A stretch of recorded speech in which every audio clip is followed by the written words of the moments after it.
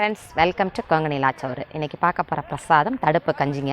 இதுக்கு முன்னாடியே ஒரு 5 பிரசாத ரெசிபிஸ் போட்டிருக்கேன். இந்த தடுப்பு கஞ்சி நோய் எதிர்ப்பு சக்தி அதிகம் உள்ளதுங்க. ஒவ்வொரு சைட்லேயும் ஒவ்வொரு மாதிரி செய்கிறாங்க.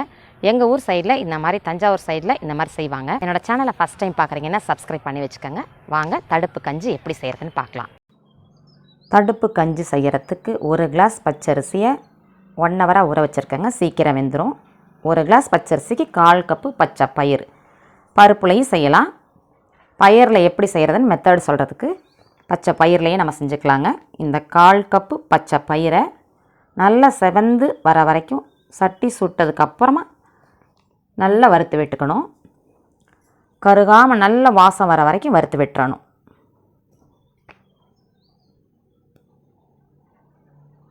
நல்லா செவந்து வந்துருச்சுங்க. நல்லா செவந்து கலர் மாறி வந்துருச்சு பாருங்கள்.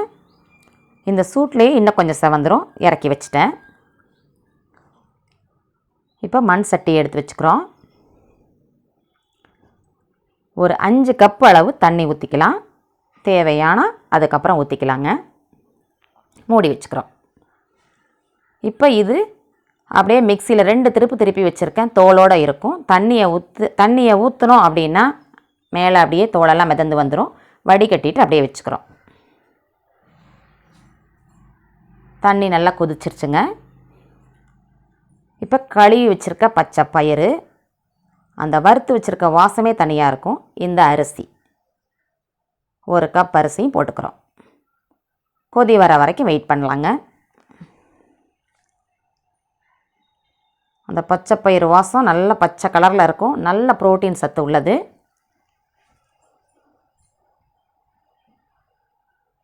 கொதிக்கிற வரைக்கும் அப்படியே கிண்டி விட்டுட்டு சிம்மில் வச்சுக்கலாம். ஒரு பிஞ்ச் அளவு சீரகம் போட்டுக்கிறோம். இஞ்சி 1 துண்டு போட்டுக்கிறோம். இதோட சேர்க்கக்கூடிய பொருள்கள் கோயிலெல்லாம் பார்த்திங்கன்னா அதிமதுரம், சீரகம், திப்பிலி, சின்ன வெங்காயம், திரிகடுகு, குன்னிவேர், கடலாடி வேர், உளிஞ்சை வேர், சிற்றாமுட்டி, இஞ்சி, மிளகு, சுக்கு இது எல்லாத்தையும் சேர்ப்பாங்க. நம்ம இன்றைக்கி 2 மட்டும் செய்கிறோம். மூடி வச்சுட்டு 5 நிமிஷம் கழித்து பார்க்குறோம். சிம்மிலையே தான் வச்சுருக்கோம். நல்லா கொதிச்சுட்டே இருக்குது பாருங்கள்.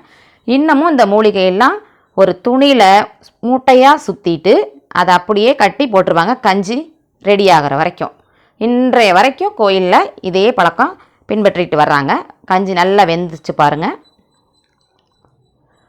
அந்த கரண்டியாலேயே மசிச்சு விட்டுறணும்.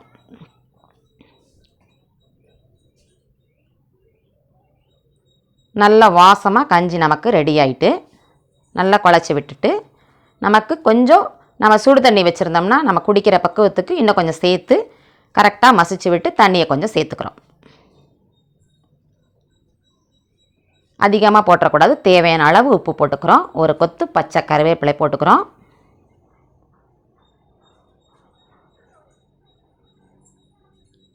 தேங்காய் துருவல் 1/4 மூடி. தேங்காய் பால் வேணாலும் இந்த ஸ்டேஜில் நீங்கள் விடலாம். நம்ம உடம்புக்கு நல்ல தெம்பு தரக்கூடிய இந்த கஞ்சி நல்ல டேஸ்டியாக இருக்குங்க. உடம்புக்கு நல்ல தெம்பாக இருக்கும்.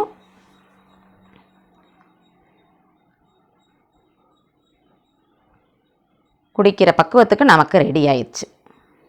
சாமிக்கு செய்கிறதுக்கு ஒரு மஞ்சள் குங்குமம் போட்டு வச்சு குங்குமம் வச்சுக்கலாங்க. ஒரு வேப்பலை கொத்த வச்சு சாமிக்கு நெய்வேத்தியம் செய்ய நம்மளுடைய தடுப்பு கஞ்சி ரெடி ஆகிட்டுங்க. என்னோடய வீடியோ பிடிச்சிருக்கும்னு நினைக்கிறேன்.